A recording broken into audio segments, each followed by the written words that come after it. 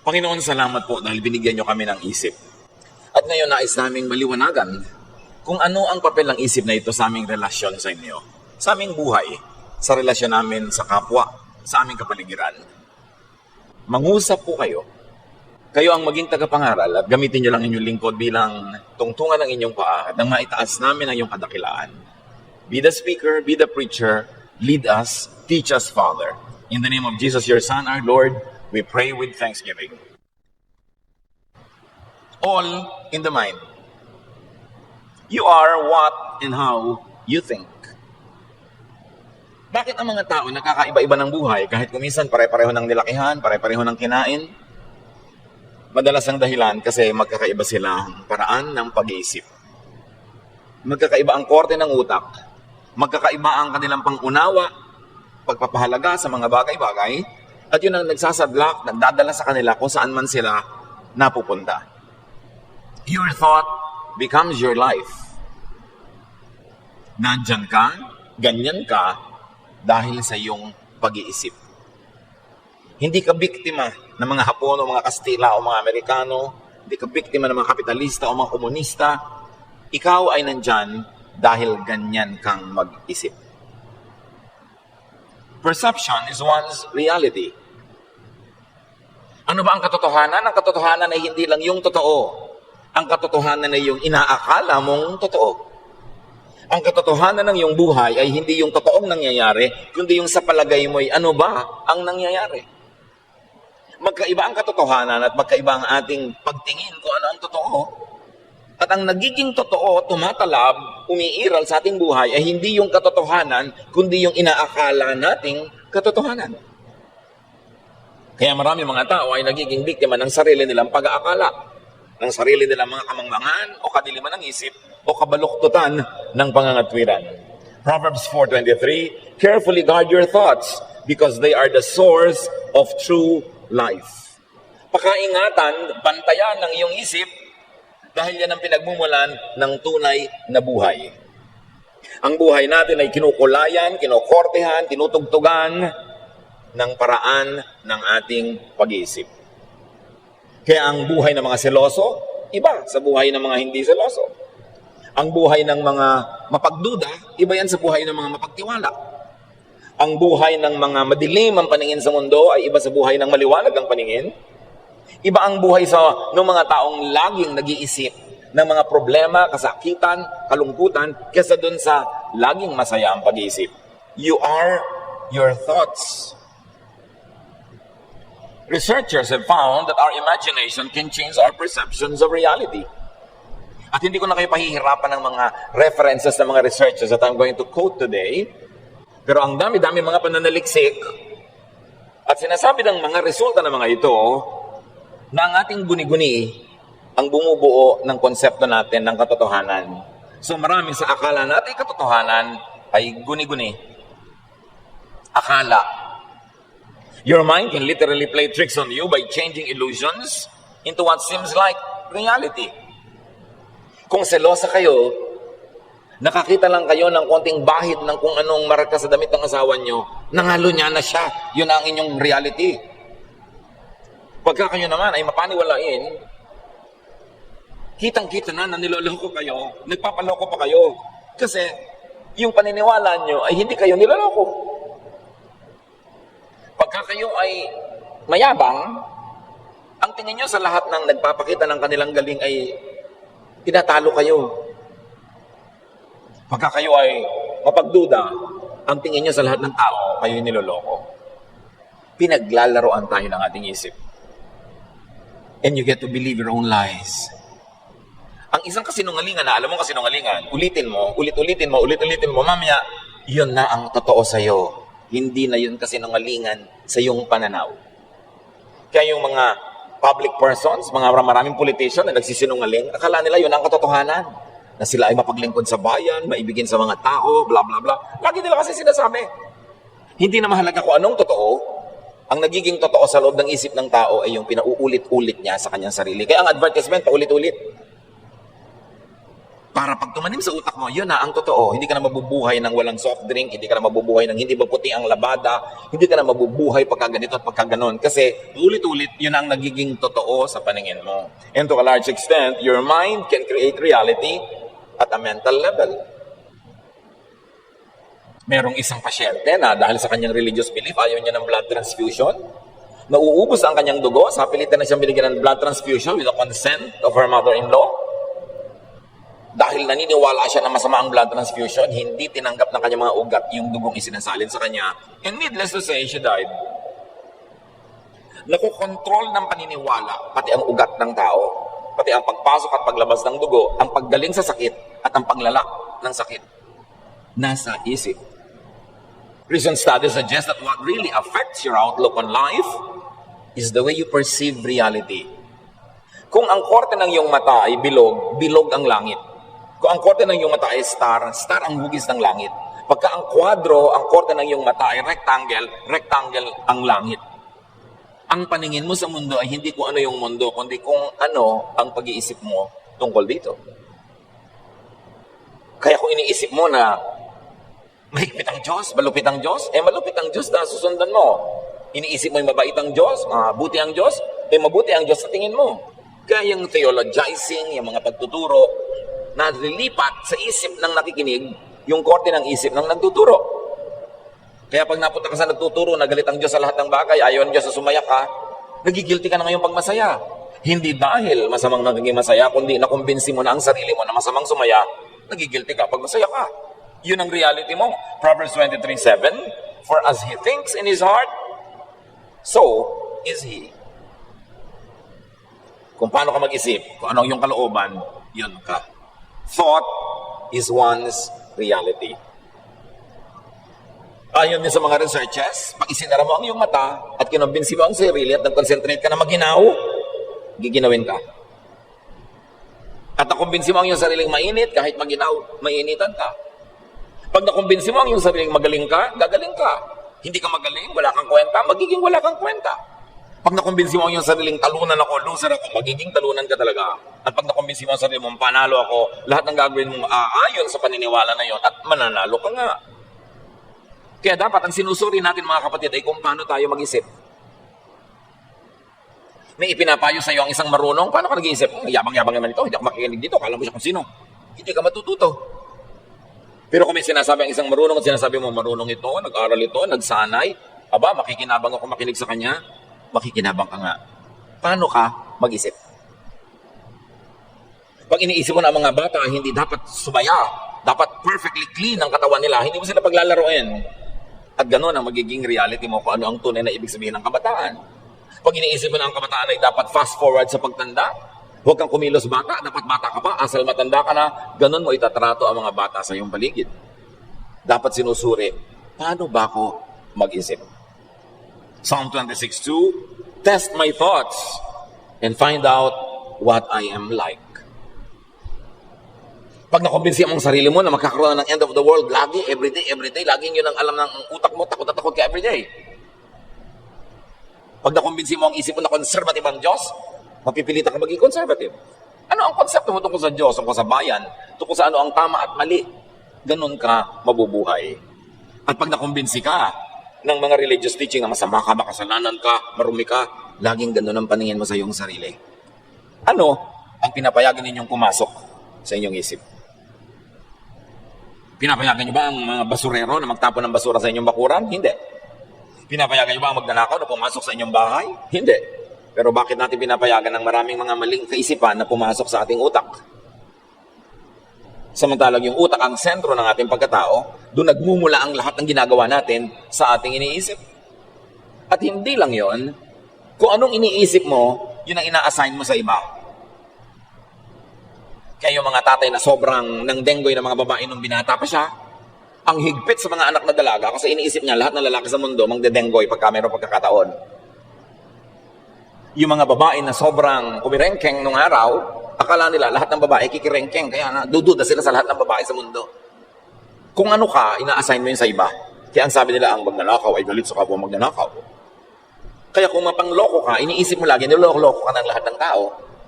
Ngayon, kung hindi ka naman mapangloko, iniisip mo walang manloloko, kaya naloloko ka. Yung ay mga sobrang bababait, hindi naman siguro. Bait siguro naman yung tao. Ninanakawan lang nga, hindi naman siguro. Kasi hindi siya magnanakaw. Kaya ina-assign niya sa iba na hindi rin magnanakaw yung mga yun. Kasi ganun ako. Ina-assign natin ang ating sarili sa iba. Kaya kung paano ka mag-isip tungkol sa kapwa, isang salamin yun kung sino ka. We can project our thoughts in the minds of other people. Kung ano iniisip natin. Iniisip natin na yun din ang iniisip ng ating kapwa. Kaya marami sinasabihan mo ko ng good morning, mangungutang ka, no?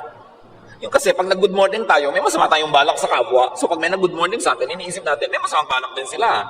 Proverbs 27:19, you see your face in a mirror and your thoughts in the mind of others.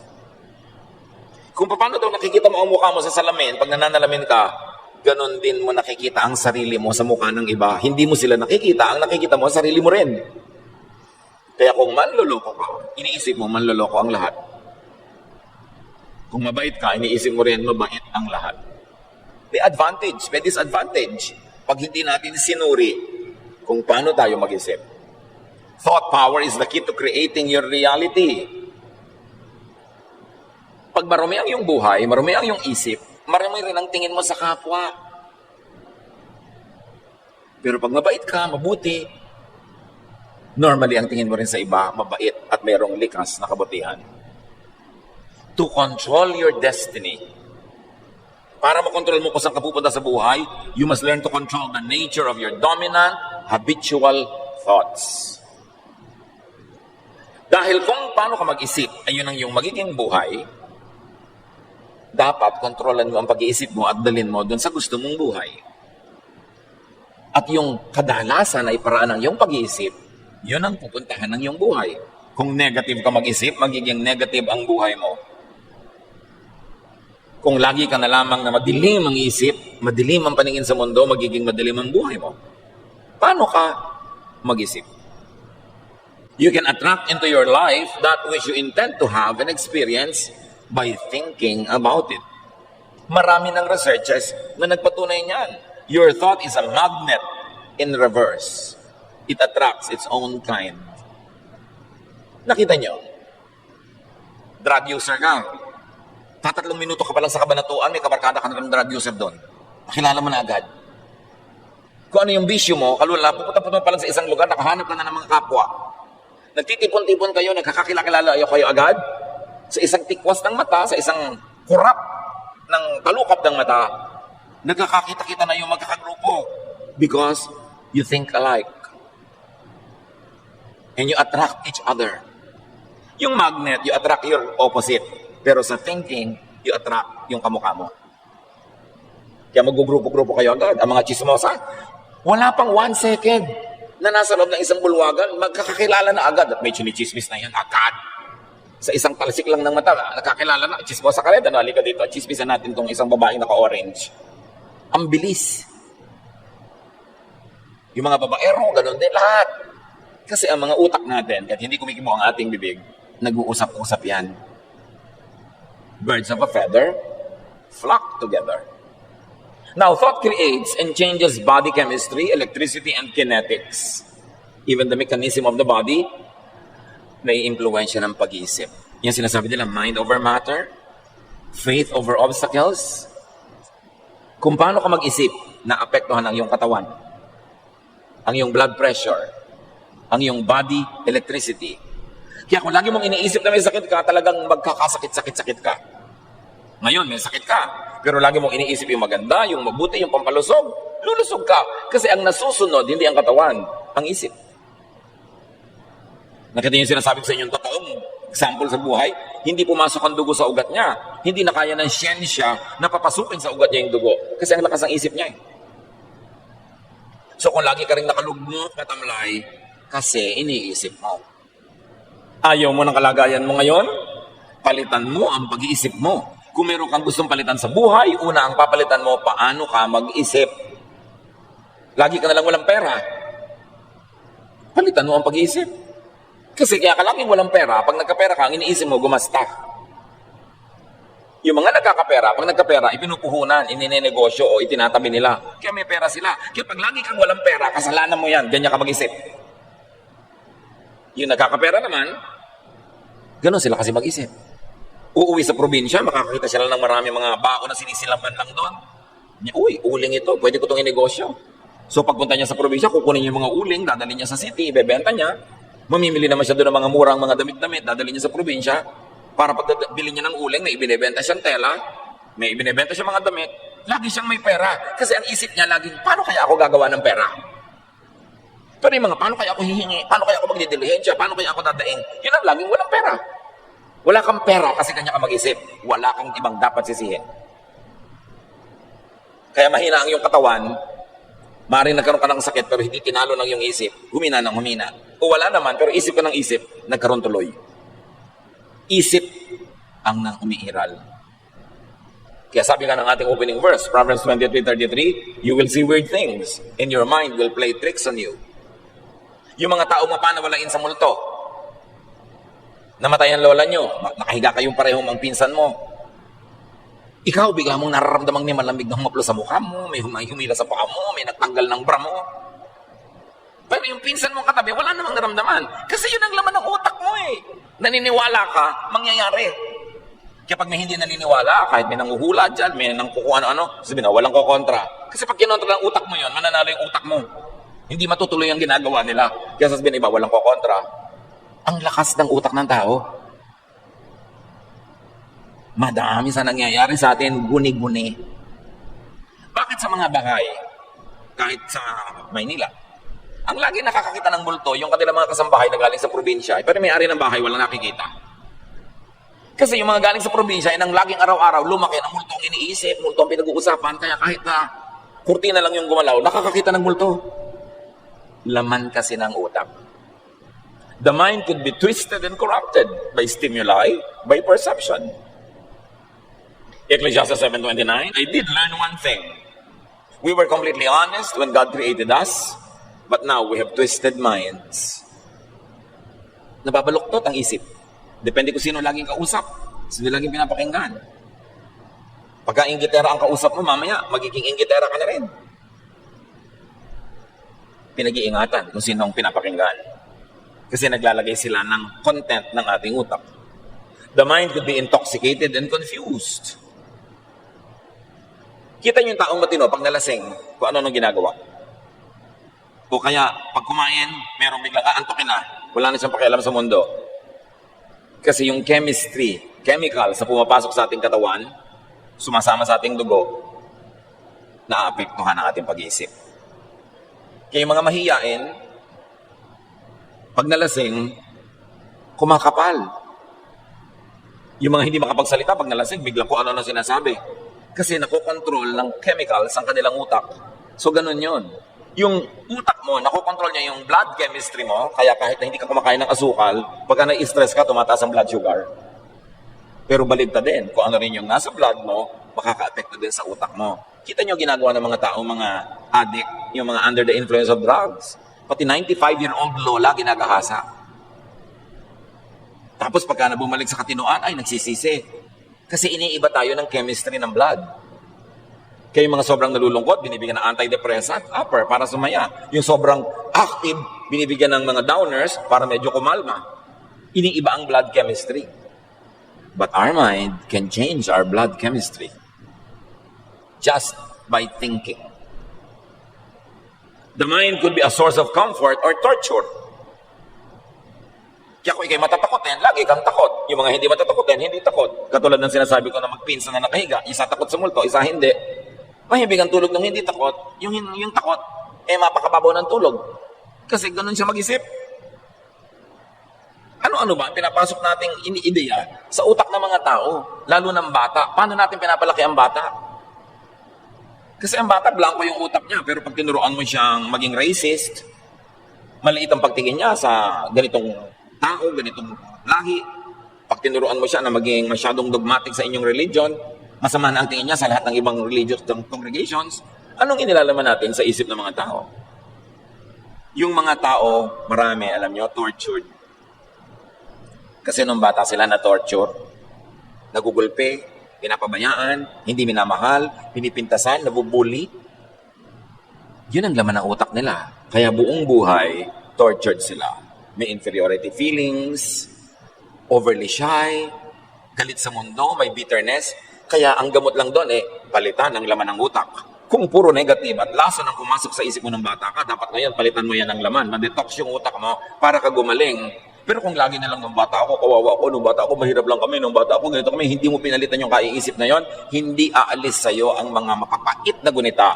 Magiging mapait ang paningin mo sa buong buhay. Ang lahat ay nasa pag-iisip. The mind could be a source of comfort or torture, of hope or hopelessness, of trust or doubt, of faith or unbelief, of feelings or non-feelings. The mind could be straightened, cleansed, and renewed. Pwedeng linisin, ituwid, liwanagan ng isip. Kahit ano pang pinagdaanan nito. 2 Corinthians 5:17, kaya't kung nakipag-isa ka na kay Kristo, ang isang tao, isa na siyang bagong nilalang. Wala na ang dati niyang pagkatao. Sa halip, ito'y napalitan na ng bago. Pero hindi magic yun na tinanggap mo si Jesus, naging iba ka na. Nung tinanggap mo si Jesus, nagbukas ka ng pinto ng isip mo para sa mga isiping maka-Jesus. So habang sumusunod ka sa katuruan ni Jesus, pinapairal mo ito sa iyong buhay, progressively nababago ang iyong pag-iisip. And progressively nababago ang iyong buhay. Hindi siya instant. Pero dapat, araw-araw, dinadagdagan mo yung pagka-Jesus ng buhay mo para yung kapayapaan, kapahingahan na ipinapangako niya ay mapasayo. Pinatunayan na sa maraming mga pananaligsik that thoughts alone can improve vision, fitness, and strength. Ang dami ng pag-aaral dito na pag ang tao nag-isip, nalilinaw ang kanyang paningin, lumilinaw up to a point. Huwag lang talagang clinically blind. But who knows? Yun ang tinatawag nating miracle. That strong faith can cause all the powers of the universe to focus on your problem at biglang naiiba yun na tinatawag natin na miracle. Mga taong napapalusog ang katawan nila sa pag-iisip nila ng mga pampalusog na mga ideya at lumalakas maging ang kanilang physical strength. Alam niyo yung placebo effect. It works because of the power of thought. Maraming ganitong experiment sa medisina. 2 grupo ng pasyente. Isang grupo tinurukan ng tunay na gamot. Sinabi, gagaling ka sa gamot na ito. Isang grupo ang itinurok lang tubig. Hindi talaga gamot. Pero pinapaniwala sila na gamot din yon. Naggalingan din sila kasi naniniwala sila. May mga grupo ng pasyente na ipinagdarasal ng isang prayer group at mayroong isang grupong hindi ipinagdarasal. Everything else being the same, mas tumalab ang paggamot at pag-aalaga doon sa ipinagdarasal. The power of the mind, the power of prayer. Na pag napakalakas ang iyong pananalig, may kapangyarihan ang iyong isip, lumalabas sa iyong bungo ang lakas na yon, nakakarating doon sa gusto mong pag-ukulan ng lakas na yon. Kabanghamang ha. Dahil nilikha tayo ng Diyos sa kanyang wangis. At ang pinaka-trono ng Diyos sa ating buong pagkatao ay ang ating isip. Pag Diyos ang naghahari sa ating isip, ang kapangyarihan ng Diyos ay nagiging atin. Body chemistry, electricity, and kinetics create and affect emotion. Kaya nga merong mga antidepressant, meron naman ng mga pampasigla. Kasi pagka nabago ang chemistry ng iyong dugo, naiiba ang iyong feelings. Yung gutom, ibang-iba ang feelings sa busog. May kinalaman yung utak natin sa physical world, sa food, sa drink. Kaya sabi ng Desiderata, many fears are born of fatigue and loneliness. Pag ang tao ay laging pagod at laging malungkot, dumarami ang kanyang kinakatakutan. Pero pag siya ay nagpapahinga, at lalo na't may kasiyahan ng kanyang buhay, kumukonti ang kinakatakutan niya. Kaya dapat pinag-aaralan natin, how am I behaving? Lagi ba akong galit? Lagi ba akong stressed? Lagi ba akong nagsiselos? Lagi ba akong nagdududa? Because according to research, behaving in an emotionally intense way for an extended period will ultimately create physical illness. Pag lagi kang galit, magkakasakit ka. Pag lagi ka nagsiselos, kakasakit ka. Pag lagi ka nag-aalala, natatakot, magkakasakit ka. Galing sa iyong sariling utak. Kaya isang interesting field of study, yung mga artista na laging heavy drama ang role, yung nag-iiyak, naglululupasa, yung galit na galit. Siyempre may talab din sa katawan niya yon. Interesting na pag-aralan kung ano nangyayari sa kanilang kalusugan later on in life. At Ayon din sa mga pag-aaral, marami mga tao na nakakaroon ng arthritis, rheumatism, strokes, stomach ulcers, headaches because of long-term psychological tension. Napagka laging may inaalala, iniisip, may dramang bukid lagi, yung mga sakit na ito lumalabas sa katawan na kung pinapalitan ng pag-iisip, nawawala rin yung sakit.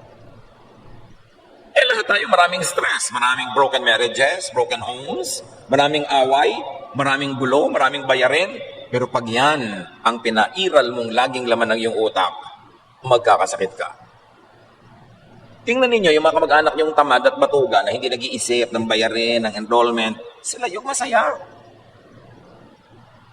Mahihimbing matulog. Ikaw na lagi nag-aalala, kwenta ng kwenta, bayad ng bayad. Sabi sa mga tao, magtipid kayo, isara nyo yung ilaw, patay yung tubig, huwag kayo mag-electric fan, huwag kayo mag-plancha ng pambakay, sayang ang kuryente. Kayo yung may ulcer. Kasi lagi ka nag-iisip. In the fields of neuroscience, yung tungkol sa brain, endocrinology, yung mga tungkol sa atay, mga internal organs, and psychology, sila ngayon ay pinaghahalo-halo ng medisina in a discipline called psychoneuroimmunology. May bago ng ganun. Pinagsama-sama yung tatlong discipline as medicine discovers the precise links between the states of mind, emotional moods, and physical chemistry. Kaya holistic na dapat ang paggamot sa pasyente. May kinalaman ang iniinom mong gamot, ang kinakain mo, sa nararamdaman mo, iniisip mo, mga kinakatakutan mo. Lahat ng yun naglalakip-lakip to define your state of health or your state of illness. Kaya hindi na sapat umiinom ka lang ng gamot. Dapat pinapasaya mo rin yung isip mo. Tinatanggal mo yung mga stress at tension. Kasi kahit ka inom ng gamot, pero lagi kang nagmumura, lagi kang galit, lagi kang natatakot, hindi rin yung tatalab. Kailangan nagkakalakip-lakip yung damdamin, yung puso, yung katawan, physical world, and the spiritual world. To create and change emotion, change your body chemistry, or change your thoughts. Kaya di ba yung galit na galit ka, bilis-bilis ang pitik na yung puso, ang taas ang yung presyon, relax. Relax. Kung magsalita, manahimik ka, uminom ka ng tubig, maiiba ang andar ng iyong katawan. Kailangan ng tao matuto mag-relax. Kahit wala pa yung solusyon sa problema niya, kahit malaki ang problema niya, dapat madisiplina ang isip na magpahinga. Kasi kahit naman isipin mo, hindi rin naman nalulutas yung problema, nadadagdagan lang ang problema kasi magkakasakit ka. To change the thought, change your body chemistry. Change what you eat. What we eat affects our moods. Kaya tinitingnan din natin yan. Be aware, and because of thought and habits, sabi sa Revelation 22:11, evil people will keep on being evil, and everyone who is dirty-minded will still be dirty-minded. But good people will keep on doing right, and God's people will always be holy. This is because of habitual thinking. Pag naging habit mo na gano'n, magiging gano'n ka talaga. Kailangan you break out of that habit. Paikot-ikot lang na parang Ferris wheel ang buhay mo. Kailangan tumalon ka at lumabas ka doon para hindi ka paikot-ikot. Cyclical ang buhay. Think into becoming. Think into being something or someone. Kaya mga tao may pangarap, madalas yun ang mga taong naiiba ang buhay nila. Pag ang pangarap ay ginawa nilang plano, hindi lang pangarap. Pag may pangarap na nagiging plano, pag may plano, may gawa, naiiba ang buhay. Kaya tinatanong mo rin sa nanliligaw sa'yo, ano bang pangarap mo sa buhay? Ikaw, ay tumigil ka. Hindi natin pagkakapirahan na gawin mo akong pangarap. No? Anong pangarap mo? Wala kang pangarap. Ayoko sa'yo. Gusto ko yung may pangarap. Gusto ko yung may ambisyon. Because if you fail to plan, you plan to fail. Anong laman ng iyong isip? Decide what you want to be and think towards it. Kaya yung mga mag-enroll pa lang, first year college, ang gusto nila maging summa cum laude, sila nagiging summa. Hindi yung walang plano, nung graduation, ha? Summa ako, wow! Walang ganon. Pinaplano yan, pinagtatrabahuan, ginagapang, inaakyat para mangyari. It all begins in the mind. Mahirap kayo, pamilya nyo, pagkahirap-hirap. Sasabihin ng ibang kapatid mo, talagang ganyan lang ang buhay. Wala tayong magagawa. 30 years later, mahirap pa rin yun. Pero yung kapatid na sinabi niya, ayoko ng ganitong buhay, ayoko ganitong tirahan, ayoko ng ganitong pagkain, yun ang 30 years later, iba ang buhay. Kasi sa isip niya, nagplano siyang ibahin yun. Kailangan nag-iisip ang tao. Ang iniisip mo, napakadalas siyang mangyayari. Bakit? Kasi ang iniisip mo, panalangin yon kahit walang amen. Mark 11:24, everything you ask for in prayer will be yours. If only you have faith. Kasi ang faith, hindi lang naniniwala ako, Lord, bigyan niyo po ako ng magandang buhay. Hindi lang yun naniniwala, may plano yun. Pagagandahin niya yung buhay niya. Kasi ang tunay na faith, pananalig, may aksyon. Hindi lang dasal. So kung tunay ka nagdarasal, Lord, gawin niyo po ako. Ang gusto ko pong gumraduate sa board. Gusto ko pong makatapos ng ganito. Gusto ko pong makapagtanim ng 5 ektaryang pinyahan. Siyempre, may gagawin ka. Kasi naniniwala kang yun ang maganda para sa'yo. Faith without action is dead. Kaya ang sabi, pag ipinanalangin mo at naniniwala ka, matutupad. Hindi magic. Kasi ang paniniwala mo ay magbubunsod sa'yo para gawin ang lahat ng tamang dapat na hakbang para mangyari yung ipinanalangin mo. May kapangyarihan ng panalangin at tunay na paniniwala. Kaya baliwala yung prayer na hindi ka naman naniniwala, pray ka pa ng pray. O ba't ka nag-pray na gumaling ka, naniniwala ka ba? Hindi, malay mo rin mangyari. Wala mangyayari doon. Kailangan kumbinsido ka sa loob ng iyong isip. Kaya yung mga tao na naka-accomplish, umahon sa lusak, na-improve ang buhay, napaganda ang lahat, naniwala yon na pwede niyang magawa yon at gumawa siya ng mga tamang hakbang para gawin yon. Pero yung mga tao walang pagbabago sa buhay nila, yung mag-asawa na kakakasal pa lang, 1 linggo, away na ng away, after 1 month, away ng away, 1 taon, away ng away, 10 years, 20 years, 30 years, 40 years, away ng away. Wala naman kasi sila iniisip na baguhin ang utak nila eh. Yung siloso, siloso pa rin, yung tamad, tamad pa rin, yung palaaway pa rin. So away sila ng away kasi wala silang binabago. Kung ayaw mo ng buhay mo ngayon, baguhin mo ang pag-iisip mo tungkol dyan at yan ang simula ng pagbabago. Hindi pwedeng parang lumaglag mula sa langit ang pagbabago. Walang ganon. Pinagtatrabahuhan ang pagbabago. Kaya ang utak natin na mahalaga. Kaya yung matalino na sa likas, nag-aral pa na nag-aral, nakipag-usap pa sa maraming mga matalino, nag-observe ng nag-observe, patalino ng patalino ng patalino. Maiiwan nun kahit mga kaibigan, kamag-anak, kapatid, na hindi aral ng aral at hindi masyadong hasa ng kanilang karunungan. Maiiwan lahat. Kasi yung utak, patalino yan ang patalino habang pinapatalino mo at pabobo ng pabobo habang pinapabobo mo. So sino ang mga kausap mo, mga bubing mo, mga matalino? Huwag ka magtaka. Pag nakikipag-usap ka dapat sa mga hindi matalino, it's only out of charity, but not for amusement or enjoyment. Kasi pag enjoy na enjoy ka, na mga kausap mo yung hangal, magkakanda-hangal-hangal ka sa buhay. Kaya pag tanda mo, walang nangyari. At yung mga taong walang nangyari, 5 years ago, 10 years ago, 15 years ago, pag nakita mo, yung pa rin ang utak, wala man lang nakausap na matino yun. Wala man lang nabasang matinong libro, napanood na matinong show. Wala. Kaya yun pa rin at yun ang utak. Nakulong ang utak. Choose what to hear, what to listen to, and what to tell yourself. Pipiliin mo kung sino pinapakinggan, ano ang nakikita, at kung ano ang sinasabi ng utak mo sa sarili mo. Ano sinasabi ng utak mo sa sarili mo? Kawawa ka, dapat kaawaan ka ng mga tao, dapat tulungan ka nila, dapat bigyan ka nila kasi kawawa ka. Magiging pulubi ka. Pero pag sinasabi mo sa utak mo na, hindi ako aasa ng aasa, kahit binibigyan nila ako, tinutulungan nila ako, gagawa ako ng paraan, maghahanap buhay ako, magiging independent ka. Ano ang sinasabi mo sa sarili mo? Kasi yun ang gagawin mo eh. Ecclesiastes 7:21, do not pay attention to every word people say. Pinipili mo ang pinapakinggan. At nakikinig ka na, may salaan pa yung tenga mo para mayroong pinapapasok at mayroong hindi. Pag ang lagi mong kausap ay kakampi mo, yung kamukha mo ng pananalig, pareho kayo ng kagalit, pareho kayo ng kaaway, anong gagawin niyo sa isa't isa? Ilulubog niyo ang isa't isa. Kasi walang nagbibigay ng balance. Dapat nakikinig ka rin dun sa, huwag ka na magalit doon, baka naman mali ang iniisip mo tungkol sa kanya. Ngayon, sa kanya ka nagalit. No, dapat nakikinig ka sa ganun. Hindi yung kampi ng kampi sa'yo, kahit ano na lang, lagi mong kakampi. Walang maitutulong sa'yo yan. Hindi ka tatalino. Pag lagi kang kinakampihan. If the mind can be used to heal, it can also be used to kill. Di ba may placebo effect? Yung hindi naman gamot, pero pinapaniwala kang gamot, tumatalab sa'yo. Meron namang nocebo. Yung gamot na, pero pinaniniwala ka, hindi pa rin yung tatalab. So, hindi pa rin yun tatalab kahit gamot yun. Negative beliefs or negative expectations can kill. Yung ginagawa ka na ng mabuti, sabi mo, hindi naman mabuti yan. Yung meron ka na naman, hindi naman ito tatalab. Ayoko naman ito. Hindi mo dapat asahan na tatalab nga. Kasi yung madilim ang paningin sa mundo, tatampa ka ng mundo ng kadiliman.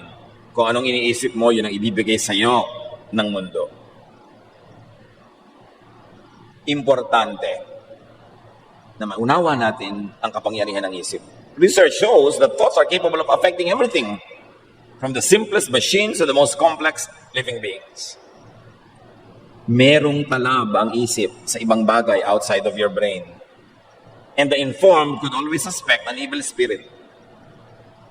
Lagi na lang na, ay, may evil spirit, may evil spirit. Yan ang laging tinatakbuhan ng mga laging evil spirit.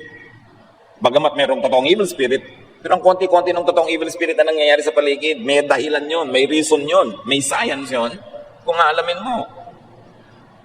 Kaya yung telekinesis, yung research na napapagalaw ng isang tao, halimbawa yung baso na malayo sa kanya, yung mga mangmang sasabihin agad, evil spirit, demons. No.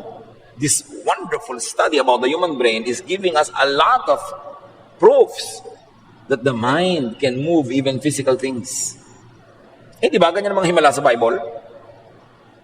Pag sinabi ng propeta, hindi ulan ng 7 taon, di nga umuulan, ang lakas naman ng isip nun na in religious parlance, you call faith. Ang lakas ng faith. Pag sinabi ni Jesus na bumangon ka dyan, bumabangon nga pati patay. Ang lakas ng isip. Na ang lakas ng pananalig. Hindi demonyo yon. Huwag kayo laging natatakot sa puro na lang demonyo. Pag kami hindi tayo alam, demonyo. Science could be God's last prophet. Nakikita natin yung mga wonderful works of God in nature through scientific research. Every thought we have is tangible energy with the power to affect even the physical world. At napapatunayan nga yan, tulad ng paulit-ulit kong binabanggit na ayaw niyang tanggapin yung dugo na ipinapasok sa kanyang ugat, hindi talaga pumasok. Researchers have demonstrated that human intention can even affect a variety of living systems such as bacteria, mga daga, mga pusa at aso, pati paglangoy ng isda, naapektuhan ng iyong pag-isip. Sabi niya ba, witchcraft. Ayan na naman, yung mga mangmang, laging witchcraft ang pinagbibintangan. May galis ka na, ay, nakulam ka. Galis lang yun. Why that power? Bakit ganon kalakas ang isip ng tao? Because humans are created in God's image. We were created in God's image. There's a bright and beautiful slice of God in each one of us. Kaya ganun na lang ang ating isip. Kaya sabi ni Jesus, everything is possible for those who believe. And why is it possible? Your mind power can move it because you were empowered by God. Hindi yan masama, hindi yan kadiliman. Diyos ang nagbigay para gamitin mo sa tama. Sabi ng Psalm 139:14, I praise you because I am fearfully and wonderfully made. Ang ganda-ganda ng pagkakalikha nyo sa akin, O Diyos. Binahagi na nyo ako, di man ako dapat at karapat-dapat. At yung bahagi na yon sa isip. Mark 11:24, sabi ni Jesus, therefore I tell you, whatever you ask for in prayer, believe that you have received it, and it will be yours. Prayer, faith, mind, power. At hindi yan galing sa demonyo. Galing yan sa Diyos. Because all perfect things come from above, from the Father of lights, who does not change like shifting shadows. Every good and perfect gift is from above. Satan is not a creator, he's only a destroyer. So anything powerful and creative should only come from God. Quantum physics has proven that living things are constant transmitters and receivers of measurable energy. Ang lalim ng researches. Na bawat living thing may energy and they're connected, interconnected. Kaya yung mga iba, napapatunayan nila na lalong lumulusog ang halaman pag kinakausap. Pag pinupuri, pag minamahal. Pati tubig, kinakausap. Because there's a life in it. At hindi yun witchcraft, hindi dapat nabubuhay ka sa takot. Because God has infused His power in everything that He has created. Kaya tayo interconnected eh. May connection tayong lahat. Yung mga tao na mapag-alaga ng mga halaman, Who knows? Kung yung mga halaman, inaalagaan din sila bilang ganti. Ang mga isipin daw, thoughts, are bundles of electromagnetic energy. And new models of consciousness depict it as being able to move beyond physical boundaries, like energy does. In other words, thought can move things. Kaya ibang takot na takot sa mga possession, mga demonic possession. Bakit itong taong to? Napapasara niya yung pinto, tinitingnan lang niya, demonyo agad ang pinagbibintangan. Because there are people who are very, very, very tortured inside of them, full of negative energy, full of anger, full of pain, full of sorrow and bitterness, that their thoughts could close doors and scare people and hurt people because they are full of negative energy. Hindi lahat dapat demonyo ang pinagbibintangan. Di ba merong mga ganon? Kung minsan yung mga nag-iibigan, alam mo, naisip kita kanina ng 2 a.m., iniisip din kita noon. Yung nagkoconnect na yung mga isip niyo. Yung tinatawag na iba na mental telepathy, natatakot na naman sila doon. Nakakapaglakbay talaga yung isip mo outside of your utak, outside of your skull. Because we were fearfully and wonderfully made. Si Jesus nga biyahe niya sa bangka yung mga disipulo niya. Naiwan pa siya, nanalangin pa siya. Mamaya, naglalakad na siya sa tubig, inabutan na niya. Nalilipat yung katawan niya from here and there. Lumalampas siya sa mga pader, sa mga dingding. Nakakapasok siya doon sa room na nandun na kanyang mga disipulo at nagtatago. The mind can overcome the physical world. And it's a very tantalizing area of study in medicine. Kung paano sa pag-iisip mo ay matutulungan mong gumaling ang sarili, at kung paano sa pag-iisip mo ng mga nakakalungkot, nakakatakot, ay tinutulungan mo ang sarili mong mabulok, manlumo, manghina. Matthew 7:7, ask, and it will be given you. Seek and you will find. Knock and the door will be open to you. At palitan nyo yung ask, seek and knock with think. Think and it will be given to you. Think and you will find it. Think and the door will be open to you. Prayer, faith, belief, mind power could all be under one and the same umbrella. This is the power of faith and prayer. Faith moves the physical world. Kaya sabi ni Jesus, if you have faith as big as a mustard seed, tell this mountain to lift itself up and it will.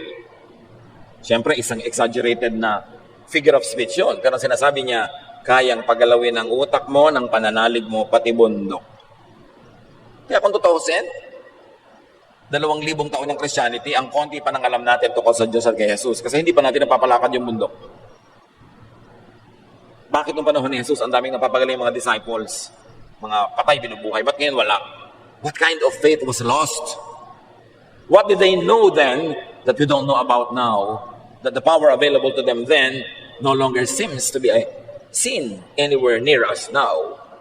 Yun ang dapat nating balikan. The power of faith, which is the power of prayer, which is the power of the mind. Control thoughts to control emotions. Kaya mga tao na napipigil ang kanilang isip, napipigil din nila ang kanilang emosyon. Kahit nalulungkot, hindi sila naglulupasay kasi sa isip pa lang, kinokontrol na nila.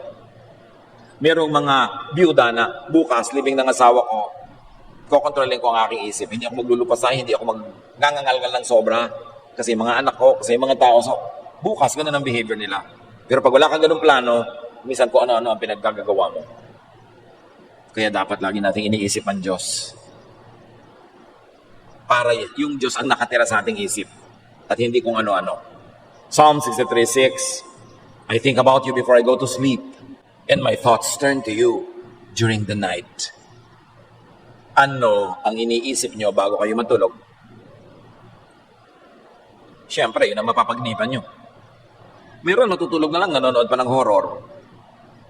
Matutulog na lang, magbabasa pa naman kung ano-anong comment sa Facebook na siya ay minumura, pinapagalitan, iniinis. Bakit mo tatambakan ng laso ng isip mo ay matutulog ka na? Gusto mo yun, ang baon mo buong gabi? Sabi niya, my thoughts turn to you during the night. Siya ang dapat isipin. Think of God often. Let God dwell in your mind. Your mind, your thought, is the temple of God. God does not live in temples made by man. God does not live in temples of stone or steel or wood or gold. God lives and dwells in the mind of the believer. This thing you have between your two ears is the temple of God. Your mind. Kaya dapat Diyos ang naghahari sa isip. Diyos ang laman ng isip. Diyos ang sinusunod ng isip. Ask God to reveal God to you and godlessness as well. Romans 12:2, let God change the way you think. Then you will know how to do everything that is good and pleasing to Him. Kung meron tayong dapat hingin sa Diyos, ay baguhin ang paraan ng ating pag-iisip. At mangyayari yon kung isinusunod natin ang pag-iisip sa isipin ng Diyos na ipinahayag ni Jesus. Offer your mind and your thoughts to God. Yan ang pinakamagandang offering. Offer your thoughts. May iniisip ka pa lang, sasabihin mo na, ganito ba ang Diyos na gusto ng Diyos na isipin ko? Kung hindi, titingilan ko ng isipin. Dapat, pinapalayas siya yung mga isipin na hindi dapat nasa loob ng isip. Let God dwell in your mind, not the devil. Let God enter your world and the world through your mind. Gustong mahalin ng Diyos ang maraming tao? Papasok siya sa ating isip. Mag-iisip tayong mahalin ng mga tao. May gagawin ng mga kamay at paa natin para mahalin ng mga tao. Pumasok ang Diyos sa mundo through our mind. Kaya dapat channel ng Diyos ang ating isip. Develop your mind so you could know God more. Because the more you know God, the more powerful your thought, your faith, your prayer will be. 2 Corinthians 3:18, so our faces show the bright glory of the Lord, as the Lord's Spirit makes us more and more like our glorious Lord. Sabi ganon, nagiging kamukha tayo ni Jesus more and more and more. And that will happen when we think like Jesus more and more and more. When you think like Moses, when you think like the Pharisees, when you think like Paul or Peter, maaaring may tama, pero hindi laging tama siguro ang makikita mo kasi hindi sila perfect. But when you think more and more like Jesus, you become more and more like Jesus, you become more and more like the Father in heaven, you have more and more power. Your thought becomes more and more effective, your prayer becomes more and more powerful. Sa isip nagsisimula. So discipline your mind to focus on what is uplifting. Kailangan disiplina yan. Kasi ang paborito ng utak, yung nakakatakot, yung nakakainis, yung chismis. Sabi, hindi yan ang dapat yung pag-isipan at pag-usapan. Philippians 4:7-8. At ang kapayapaan ng Diyos na hindi kayang maunawaan ng tao, ang siyang mag-iingat sa inyong puso at pag-iisip dahil sa inyong pakikipag-isa kay Kristo Jesus.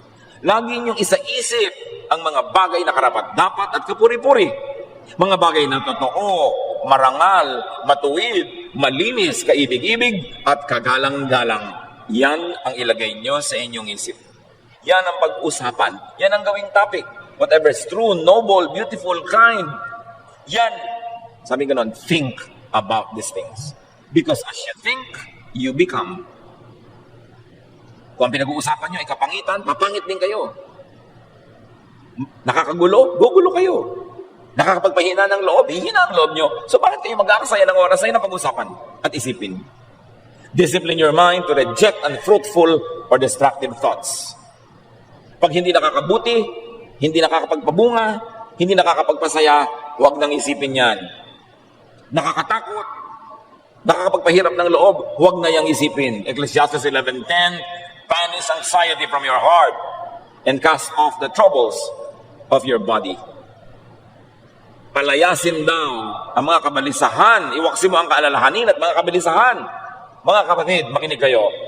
Baligtad ang ginagawa ng marami. Kung ano yung nakakabalisa, nakakapagpaalala, iyon ang laging laman ng isip. So tingnan nyo katawan, may sakit. Tingnan nyo ang buhay, malungkot. Iwaksi ang mga alalahanin.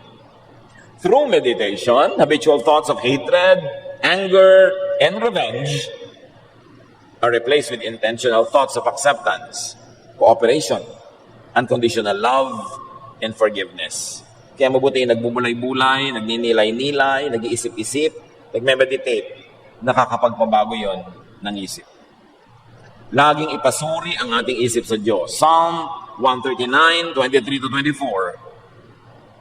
Search me, O God, and know my heart, which really means know my mind. Test me and know my anxious thoughts. See if there's any offensive way in me and lead me in the way everlasting. Siya sa atin niyo po ako, Diyos. Kilalanin niyo ang aking pag-iisip. Suriin ninyo ako at ibunyag niyo ang mga mapag-alala at mapagproblema kung paraan ng pag-iisip. Tingnan nyo kung may mga paraan akong hindi kaibig-ibig. At akayin nyo ako sa paraang maganda, tama, at mainam. Sabi nila, plant a thought, harvest an act. Pag nagtanim ka ng isang iisipin, ang bunga nyon, pagdalaw, pagkilos. Plant an act, reap a habit. Pag may ginawa ka, pinuulit-ulit mong ginawa, magiging ugali mo na. Plant a habit, harvest a character. Kung ano ang lagi mong ginagawa, pinapaulit-ulit, magiging gano'n na yung pagkatao. Plant a character and harvest a life or a lifestyle. Kung ano ang character mo, yon ang lifestyle mo. It's all begin in the mind. It all ends in the mind. All in the mind. Ang tunay na digmaan dito sa isip nangyayari. Kung matatalo ka o mananalo sa buhay, mabibigo ka o magtatagumpay, lulungkot ka o sasaya, lulusog ka o magkakasakit, sa isip nagkakatalo. Bantayan ang iniisip.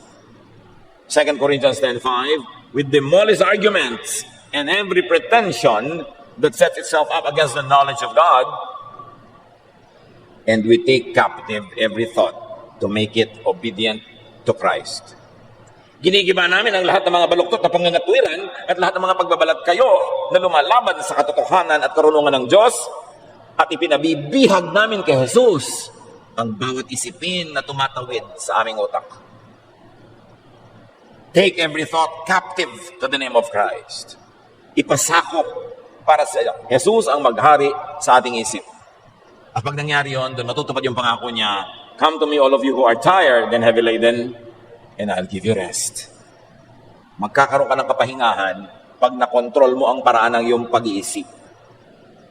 Mayaman ka man, pero yung isip mo, lagi na lamang pag-aalala, feeling mahirap ka pa rin at walang pera. At kahit wala ka masyadong pera, pero yung pag-iisip mo, natutunan mo maging kontento, mapagtiwala sa Diyos, feeling mayaman ka. Alam niyo yung nararamdaman ng tao, hindi sa dami ng laman o kakontian ng laman ng bulsa. Nasa laman ng utak. Nasa utak kung sasaya ang marriage niyo o hindi. Nasa utak kung magiging maganda ang buhay niyo sa pamilya niyo o hindi. Nasa utak kung uunlad ka o hindi. It's all in the mind. Dear Lord, teach us to surrender every thought to the name of Jesus. Naunay kilalanin namin talaga ang iyong anak na si Jesus para maisunod namin sa kanya ang paraan namin pag-iisip. Siya sa atin mo ang pag-iisip namin ngayon, O Diyos. Kung meron dito mga kapatid na lagi nag-iisip ng nakakatakot, nakakalungkot, nakakapagpawala ng gana, turuan niyo kami ang baguhin ang aming pag-iisip. Maging positive, maging peaceful, maging loving.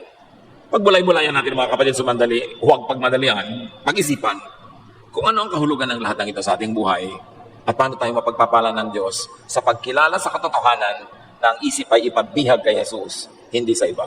Lord, as your people ponder the meaning of these words, give us wisdom so that we may apply this in our daily life.